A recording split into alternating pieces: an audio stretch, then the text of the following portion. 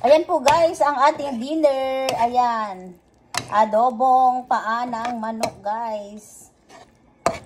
Kasi ang dami nating biniling paa ng manok. Yung yung kalahati. Binilagay po natin sa munggo. Kaninang tanghali kaya ito. Ang dami pang yun. Mga 5 kasi to.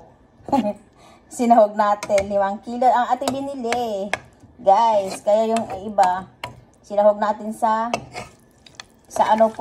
may munggo kaninang tanghali. Kaya ito yung tayo ng pang adobo.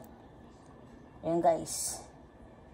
Ito po ang ating ulam for tonight guys. Yan yummy yummy po yan guys. Yummy po. Yan po guys. Lagyan po natin ng sili. Yan. Ayan po guys.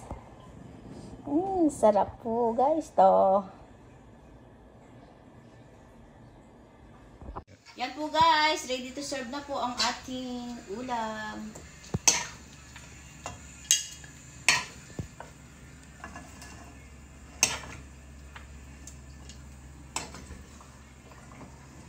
Ano yung sandok natin?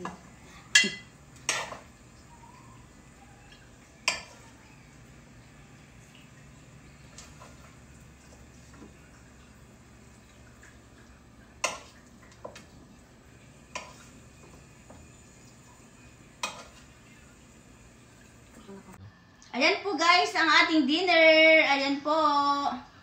Adobong paa ng manok. Ayan, sarap niyan po guys. Ayan po guys. Thank you guys for watching. Bye!